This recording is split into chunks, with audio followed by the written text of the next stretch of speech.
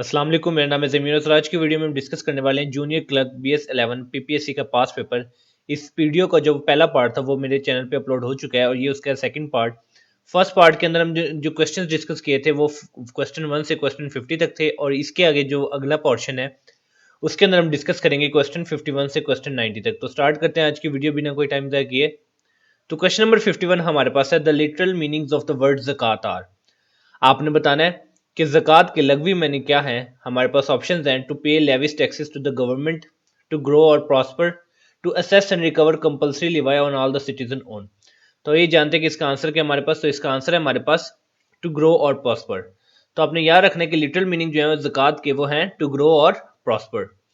Next question हमारे पास है, she was alive at the tragic incident of Karbala. आपके पास जो ऑप्शंस मेंशन की गई हैं आपने बताना कि इनमें से वो कौन थी जो कि जिंदा थी करबला के वाक़े पर। हमारे पास ऑप्शन हैं, हज़रत आयशा रज़ियल्लाहु तआला अन्हो, हज़रत हफ्सा रज़ियल्लाहु तआला अन्हो, हज़रत मैमूना रज़ियल्लाहु तआला अन्हो या हज़रत उम्मे सलमा रज़ियल्लाहु तआला अन्हो। तो ये जानते हैं कि इसका आंसर क्या हमारे पास, तो इसका आंसर है हमारे पास हज़रत उम्मे सलमा रज़ियल्लाहु तआला अन्हो। तो हज़रत उम्मे सलमा रज़ियल्लाहु तआला अन्हो was alive at the tragic incident of Karbala. Next question हमारे पास है, what is the shortcut key for page break in MS word. आपने बताना है कि MS वर्ड के अंदर पेज ब्रेक के लिए शॉर्टकट की जो है वो हमारे पास कौन सी होती है। तो हमारे पास डिफरेंट ऑप्शंस है, control plus enter, shift plus enter, space plus enter या नन ऑफ दिस। तो ये जानते हैं कि इसका आंसर क्या हमारे पास, तो इसका आंसर है हमारे पास कंट्रोल प्लस एंटर। तो अगर आपने MS वर्ड के अंदर पेज ब्रेक के लिए कोई शॉर्टकट की यूज करनी है तो वो की हम यूज करते हैं control plus enter. Next question हमारे पास है, for the financial year 2016 to 2017, Netherlands emerged as the second biggest investor in Pakistan in terms of FDI. What was the main reason for that? अब इसमें से सबसे पहले मैं आपको बताता हूँ कि FDI की जो है वो एब्रीवेशन क्या है। FDI कहते हैं फॉरेन डायरेक्ट इन्वेस्टमेंट को, ठीक है। FDI foreign direct investment. 2016 से 2017 के साल के अंदर नेदरलैंड जो था वो पाकिस्तान के अंदर सेकंड बिगेस्ट इन्वेस्टर था। इसकी रीजन क्या थी। हमारे पास ऑप्शन है, Netherland invested heavily in wind power plants, they acquired part of Engro, they invested heavily in ship building, they bought a major private bank. तो इसका आंसर है हमारे पास they acquired a part of Engro. तो इस वजह से कि they acquired a part of Engro 2016 से 17 के अंदर जो नेदरलैंड था वो दूसरा बड़ा इन्वेस्टर था पाकिस्तान का इन टर्म्स ऑफ FDI यानी कि फॉरेन डायरेक्ट इन्वेस्टमेंट के मुताबिक। नेदरलैंड जो था वो 2016 से 2017 में सेकंड बिगेस्ट इन्वेस्टर था, लेकिन उसकी वजह क्या थी कि they acquired a part of Engro. Next question हमारे पास है, Morocco and Spain are separated by, यानी मोरक्को और स्पेन जो है वो किस चीज से जो है वो सेपरेट होते हैं। तो हमारे पास ऑप्शंस हैं, Palk Strait, strait of Gibraltar, Red Sea या रिवर दुनबे। तो ये जानते हैं कि इसका आंसर क्या हमारे पास, तो इसका आंसर हमारे पास स्टेट ऑफ गिब्राल्टर। तो आपने याद रखना है कि Morocco and Spain are separated by strait of Gibraltar. Next question हमारे पास है, vitreous humour, sclera and iris are part of which human organ. आपने बताना है कि विट्रियस ह्यूमर, स्क्लेरा और आइरस जो है वो इंसान का कौन से ऑर्गन के पार्ट हैं। तो हमारे पास डिफरेंट ऑप्शंस हैं, ब्रेन, ईयर, लीवर, आई।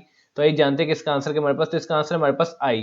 तो आपने याद रखना है कि जो विट्रियस ह्यूमर होता है, स्क्लेरा होता है, आइरस होते हैं, ये इंसानी आंख का पार्ट होते हैं। नेक्स्ट क्वेश्चन हमारे पास है, when was Lahore high court established. आपने बताना है कि लाहौर हाई कोर्ट स्टैब्लिश जो है वो, लाहौर हाई कोर्ट जो है वो कब स्टैब्लिश हुआ था। तो हमारे पास डिफरेंट ऑप्शंस हैं, 1857, 1892, 1866 या 1906। तो इसका आंसर है हमारे पास 1866। तो आपने याद रखना है कि लाहौर हाई कोर्ट जो है वो 1866, यानी कि हम कह सकते हैं कि Lahore high court was established in 1866। Next question हमारे पास है, Aedes अबाबा is the capital city of. आपने बताना कि एडिस अबाबा जो है वो कौन सी कंट्री का कैपिटल सिटी है। तो हमारे पास ऑप्शन है, सूडान, सोमालिया, कीनिया, इथोपिया। तो इसका आंसर है हमारे पास इथोपिया। तो आपने याद रखना है कि एडिस अबाबा जो है वो इथोपिया का कैपिटल सिटी है। नेक्स्ट क्वेश्चन हमारे पास है, Asmara is the capital of. आपने बताना कि अस्मारा जो है वो कौन सी कंट्री का कैपिटल है। तो हमारे पास ऑप्शन हैं, अरिट्रिया, इथोपिया, इक्वेटोरियल गिनिया, इक्वाडोर। तो आइए जानते हैं कि इसका आंसर क्या हमारे पास, तो इसका आंसर हमारे पास इरिट्रिया। आपने यह रखना है कि Asmara is the capital of Eritrea. Next question हमारे पास है, Wakhan corridor north of Pakistan belongs to. जो वखन कॉरिडोर है जो कि पाकिस्तान की नॉर्थ में है वो कौन सी कंट्री से बिलोंग करता है। तो हमारे पास ऑप्शन है, अफगानिस्तान, यानी कि कौन सी कंट्री से वो लिंक करता है, चाइना, ताजिकिस्तान या नन ऑफ दिस। तो इसका आंसर हमारे पास अफगानिस्तान। तो आपने याद रखना है कि Wakhan corridor north of Pakistan belongs to Afghanistan. Next question हमारे पास है, name the architect who designed the Shah Faisal Masjid located इन इस्लामाबाद। आपने उस आर्किटेक्ट का नाम बताना है जिसने शाह फैसल मस्जिद को जो है वो डिजाइन किया था, जो कि इस्लामाबाद में वाक़ है। तो हमारे पास डिफरेंट ऑप्शंस हैं, वेदर डेलोके, मेल कैकिरहन, मेरिट सेगेंस, कैदर टॉपास। तो ये जानते हैं किसका आंसर, के हमारे पास, तो इसका आंसर है हमारे पास वेदात डेलोके। सो वेदात डेलोके was the architect who designed the Shah Faisal Masjid located इन इस्लामाबाद, यानी कि जो इस्लामाबाद में शाह फैसल मस्जिद है, उनके जो आर्किटेक्ट थे उनका नाम था वेदात डेलोके, उन्होंने इसका जो है उसको डिजाइन किया था। नेक्स्ट क्वेश्चन हमारे पास है, name the ancient site that was the forerunner of the Indus civilization. आपने बताना है कि आपने उस एंशिएंट साइट का बताना है जो कि इंडस सिविलाइजेशन का फोररनर थी। हमारे पास ऑप्शन है मकली, कोट डीजी, कोटला या फरवाला। तो इसका आंसर है हमारे पास कोट डीजी। तो आपने याद रखना है कि Kot Diji was the ancient site that was the forerunner of the Indus civilization. तो आपने नाम नहीं भूलना, कोट डीजी। नेक्स्ट क्वेश्चन हमारे पास है, who was the first woman to be appointed as permanent representative of Pakistan to the United Nations New York.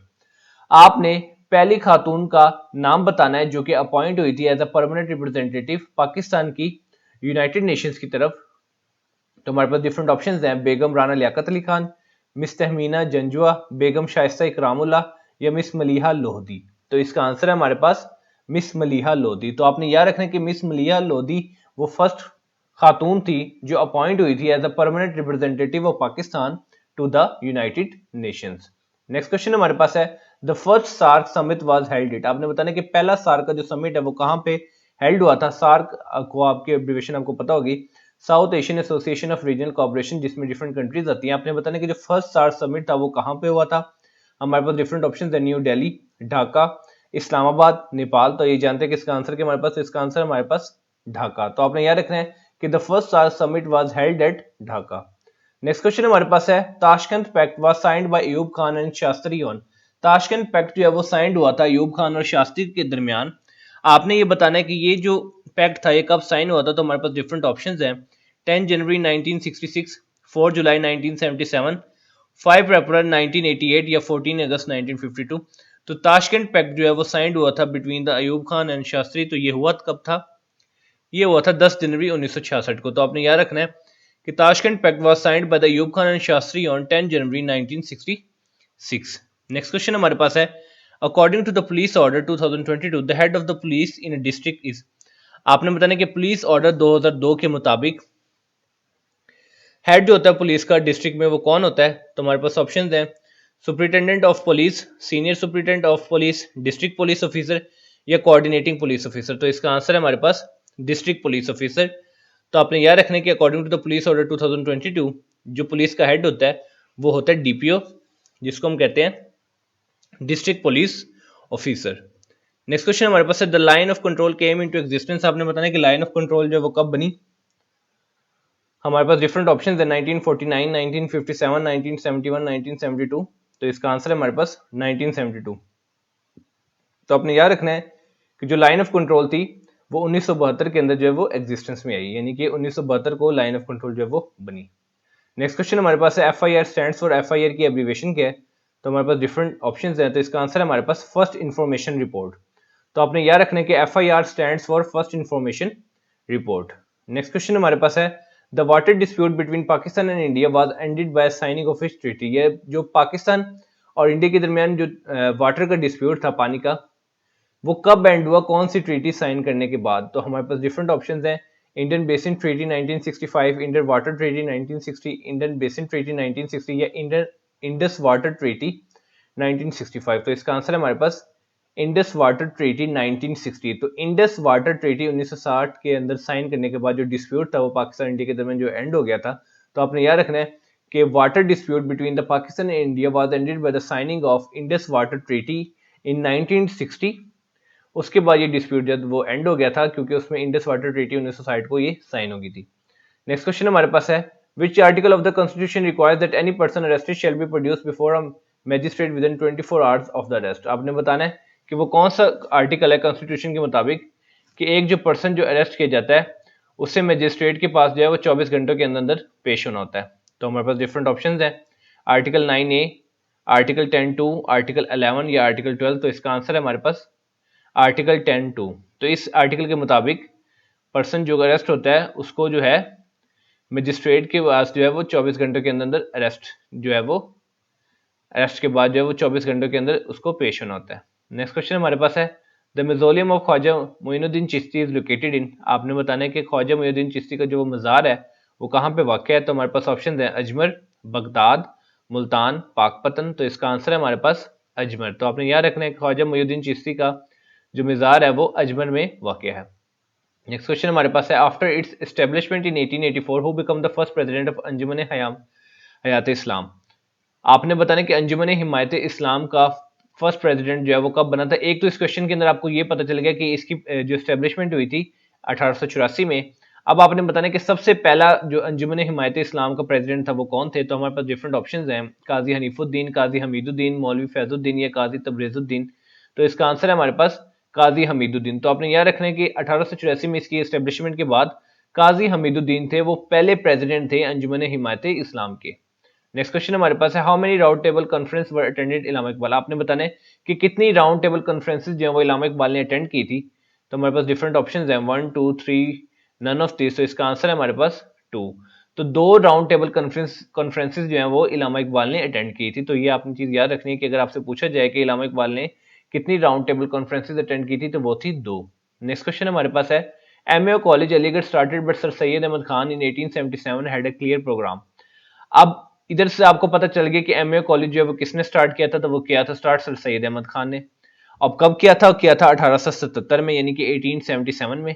और ये किया किस लिए गया था? हमारे पास डिफरेंट ऑप्शन है। इसका आंसर है हमारे पास to keep the Muslims community abreast with western knowledge, यानी कि जो मुस्लिम कम्युनिटी है उसको वेस्टर्न नॉलेज के बारे में भी कुछ पता चल सके कि उधर क्या चीजें हो रही हैं। ये वेस्टर्न नॉलेज जो है वो इनको जो है मजीद इनकी ग्रोथ में इनको इम्प्रूव करवा सके। तो 3 बातें हमें पता चली कि एमए कॉलेज जो है वो सर सैयद अहमद अली खान ने स्टार्ट करवाया था। 1877 के अंदर ये स्टेब्लिश हुआ था और इसका मकसद ये था कि मुस्लिम कम्युनिटी जो है उनको वेस्टर्न नॉलेज का भी जो है वो पता चले। नेक्स्ट क्वेश्चन हमारे पास है who was the last ruler of the Lodhi dynasty in the सब कॉन्टिनेंट। आपने बताना कि लास्ट हुक्मरान लोधी डायनेस्टी का कौन था सब कॉन्टिनेंट के अंदर। तो हमारे पास ऑप्शन है इब्राहिम लोधी, बहलोल लोधी, सिकंदर लोधी या अलाउद्दीन लोधी। तो इसका आंसर है हमारे पास इब्राहिम लोधी। तो आपने याद रखना है कि Ibrahim Lodhi was the last ruler of the Lodhi dynasty in the subcontinent. Next question हमारे पास है which one of the following Muslim leader was not in the favour of two nation theory. आपने बताना कि कौन सा मुसलमान लीडर जो था वो दो कौमी नजरिए की थ्योरी जो थी उसकी फेवर में नहीं था। तो हमारे पास डिफरेंट ऑप्शंस हैं इलामा इकबाल, मौलाना अब्दुल कलाम आजाद, कायद आजम या सर सैयद अहमद खान। तो इसका आंसर है हमारे पास मौलाना अब्दुल कलाम आजाद। तो आपने याद रखना कि मौलाना अब्दुल कलाम आजाद जो थे वो दो कौमी नजरिए की थ्योरी के फेवर में नहीं थे। नेक्स्ट क्वेश्चन हमारे पास है who was the first Pakistani boxer to win the WBC silver flyweight championship in 2016। आपने बताना कि वो पहले कौन से पाकिस्तान बॉक्सर हैं जिन्होंने WBC सिल्वर फ्लाईवेट चैंपियनशिप जो है वो 2016 में विन की थी। तो हमारे पास ऑप्शन है आमिर खान, मोहम्मद वसीम, इमरान खान, अबरार हुसैन। तो इसका आंसर है हमारे पास मोहम्मद वसीम। तो आपने याद रखना है कि मोहम्मद वसीम जो थे वो पहले पाकिस्तानी बॉक्सर थे जिन्होंने WBC सिल्वर फ्लाईवेट चैंपियनशिप जो है वो 2016 में विन की थी। नेक्स्ट क्वेश्चन हमारे पास है विच of the following is not an Olympic sport. आपके पास डिफरेंट स्पोर्ट्स मेंशन्ड हैं स्क्वैश, बैडमिंटन, रेसलिंग, फेंसिंग। तो आपने बताना इसमें से कौन सी ऐसी स्पोर्ट है जो कि ओलंपिक्स में नहीं खेली जाती। तो इसका आंसर है हमारे पास स्क्वैश। तो स्क्वैश एक ऐसी स्पोर्ट है जो कि ओलंपिक के अंदर नहीं खेली जाती, यानी कि ये एक ओलंपिक स्पोर्ट नहीं है। नेक्स्ट क्वेश्चन हमारे पास है Ryder cup is the biggest tournament of which of the following sports. आपने बताना कि राइडर कप जो है वो कौन सा जो है किस टूर्नामेंट के अंदर जो है वो अवार्ड है, कौन सी स्पोर्ट्स से रिलेटेड है ये। तो हमारे पास डिफरेंट ऑप्शन है polo, golf, badminton, table tennis. तो इसका आंसर है हमारे पास गोल्फ। तो राइडर कप जो है ना जो बिगेस्ट टूर्नामेंट होता है वो गोल्फ स्पोर्ट से रिलेटेड है। नेक्स्ट क्वेश्चन हमारे पास है Sharmeen Obaid Chinoy is famous for. Sharmeen Obaid Chinoy जो एक फेमस पर्सनैलिटी है आपने बताना है वो किस लिए फेमस है। क्या वो कुकिंग की वजह से फेमस है, डॉक्यूमेंट्री फिल्म्स की वजह से फेमस है, क्रिकेट की वजह से फेमस है, इंग्लिश राइटिंग की वजह से फेमस है। तो इसका आंसर है हमारे पास डॉक्यूमेंट्री फिल्म्स। तो आपने याद रखना कि Sharmeen Obaid Chinoy is famous for documentary films. Next question हमारे पास है a sport in which two competitors fight against the rapid style swords winning points में making contact there with their opponent is called. आपने ऐसी स्पोर्ट को बताना है जिसके अंदर दो कंपीटिटर्स जो होते हैं वो रैपिड स्टाइल स्वॉर्ड्स के अंदर जो है वो एक दूसरे के अगेंस्ट जो है वो फाइट करते हैं, कंपीटिटर्स फाइट करते हैं और अपने जो है कॉन्टेक्ट बनाते हैं अपने ओपोनेंट के साथ।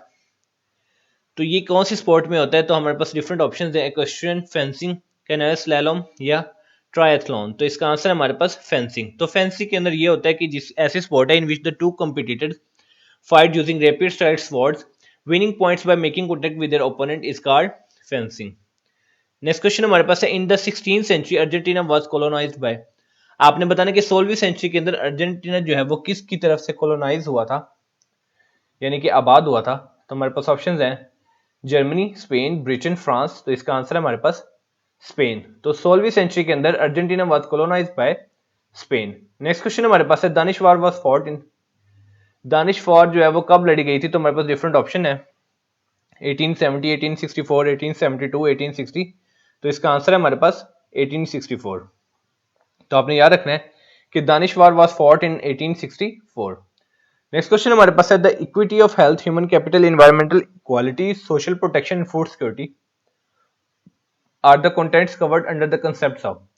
अब ये जो कंसेप्ट्स हैं equity of health, human capital, environmental quality, social protection, food security, ये किस कंसेप्ट के अंडर आते हैं। हमारे पास डिफरेंट ऑप्शन हैं inclusive growth, UN human rights, GDP जिसकी एब्रिविएशन होती है ग्रॉस डोमेस्टिक प्रोडक्ट, या एग्रीगेट फैक्टर इनपुट्स। तो इसका आंसर है हमारे पास यूनाइटेड नेशंस ह्यूमन राइट्स। तो ये जितनी भी चीजें equity of health, human capital, environmental quality और सोशल प्रोटेक्शन और फूड सिक्योरिटी, ये सारे कंटेंट्स जो है वो यूएन ह्यूमन राइट्स के अंडर आते हैं। नेक्स्ट क्वेश्चन हमारे पास है a man who blue himself after throwing grenade at the US embassy in the capital of Montenegro on February 23, 2018 was revealing. 23 फरवरी 2018 को मोंटेनेग्रो के दारुल हुकूमत में अमेरिकी सफारत खाने पर दस्ती बम फेंकने के बाद खुद को उड़ा लेने वाला शख्स क्या इंकिशाफ कर रहा था। हमारे पास ऑप्शन है यूएनओ, वार्सा पैक्ट, सार्क या नेटो। यूएनओ का मतलब होता है United Nation Organisation, Warsaw pact, SAARC South Asian Association of Region Cooperation, NATO या नॉर्थ अटलांटिक ट्रीटी ऑर्गेनाइजेशन। इसका आंसर है हमारे पास नेटो यानी कि नॉर्थ अटलांटिक ट्रीटी ऑर्गेनाइजेशन। 23 फरवरी 2018 को मोंटेनेग्रो के दारुल हुकूमत में अमेरिकी सफारत खाने पर दस्ती बम फेंकने के बाद खुद को उड़ाने वाला शख्स जो है वो नेटो का इंकशाफ कर रहा था, जिसकी abbreviation North Atlantic Treaty Organisation. Next question हमारे पास है World Health Organisation headquarter is in. आपने बताना कि WHO यानी कि वर्ल्ड हेल्थ ऑर्गेनाइजेशन के हेडक्वार्टर जो है वो कहाँ पे है। तो हमारे पास ऑप्शन है Paris, Geneva, Washington, Buenos Aires. तो इसका आंसर है हमारे पास जेनेवा। तो आपने याद रखना कि WHO या वर्ल्ड हेल्थ ऑर्गेनाइजेशन की जो हेडक्वार्टर है वो जेनेवा में लोकेटेड है। नेक्स्ट क्वेश्चन हमारे पास है as a part of the treaty of the Versailles that ended World War 1 the ILO was created in. आपने इस क्वेश्चन के अंदर बताना है ILO को स्टूडेंट्स मतलब होता है इंटरनेशनल लेबर ऑर्गेनाइजेशन। आपने बताना है कि ILO जो है वो कब जो है वो क्रिएट हुई थी। तो हमारे पास ऑप्शंस है 1919, 1920, 1921 या 1922। तो इसका आंसर है हमारे पास 19 यानी कि 1919 के अंदर जब वर्ल्ड वॉर 1 एंड हुई थी तो ILO उसके बाद क्रिएट हुई थी, जिसको हम कहते हैं इंटरनेशनल लेबर ऑर्गेनाइजेशन। तो 1919 में ILO जो है वो क्रिएट हुई थी। नेक्स्ट क्वेश्चन हमारे पास है headquarter of the World Trade Organisation. अक्सर लिखा होता है WTO। तो आपको पता होना चाहिए कि WTO की एब्रिविएशन है वर्ल्ड ट्रेड ऑर्गेनाइजेशन। हमारे पास डिफरेंट ऑप्शंस हैं Geneva, Zurich, canton of Vaud या लंदन। तो इसका आंसर है हमारे पास जिनेवा। तो इधर से आपको दो चीजें पता चली कि WHO यानी कि World Health Organization, WTO World Trade Organization, इन दोनों के हेडक्वार्टर्स जो है वो जिनेवा में लोकेटेड है। नेक्स्ट क्वेश्चन हमारे पास है the kingdom of Saudi Arabia was founded in 1932 by. जो KSA अक्सर आपको वर्ड देखने को मिलेगा। KSA का मतलब है किंगडम ऑफ सऊदी अरेबिया। ये 1932 के अंदर फाउंड हुआ था। किसकी तरफ से फाउंड हुआ था। हमारे पास ऑप्शंस है मोहम्मद बिन साद, फैसल बिन अब्दुल अजीज, फाद बिन अब्दुल अजीज या नन ऑफ दिस। तो इसका आंसर है हमारे पास मोहम्मद बिन साद। तो आपने याद रखना कि the kingdom of Saudi Arabia was founded in 1932 by the Mohammad bin Saad. Next question हमारे पास है on US and British move against Pakistan so called failure to block financing terrorist the financial action task force, जिसे हम FATF भी कहते हैं अक्सर, financial action task force, in its meeting held in February this year has decided. जो US और British की जो मूव थी पाकिस्तान के अगेंस्ट कि फाइनेंसिंग टेररिस्ट को ब्लॉक किया जाए, FATF जिसको हम कहते हैं फाइनेंशियल एक्शन टास्क फोर्स, उन्होंने अपनी मीटिंग जो फरवरी के अंदर की थी उसके अंदर क्या चीज डिसाइड हुई थी। तो हमारे पास ऑप्शन है not to declare its guilty, to give it exemption, to reconsider the matter later, to declare it guilty. तो इसका आंसर है हमारे पास to reconsider the matter later. तो US और ब्रिटिश की मूव जो थी against the Pakistan so called failure to block the financing terrorist, जो FATF था यानी कि फाइनेंशियल एक्शन टास्क फोर्स, उसकी मीटिंग में क्या डिसाइड हुआ था कि इस मामले को बाद में देखा जाएगा, to reconsider the matter later. तो ये थी आज की वीडियो जो कि पार्ट 2 है। जो इससे पहले 50 के MCQs है वो भी मेरे चैनल पे मौजूद है और इसके अंदर मजीद जो आगे 40 क्वेश्चन को डिस्कस किया गया। तो उम्मीद करता हूँ ये वीडियो जो है वो आपके एग्जाम्स की प्रिपरेशन में आपकी बहुत ही हेल्पफुल रहेगी। तो मिलते हैं इंशाल्लाह अपनी नेक्स्ट वीडियो में।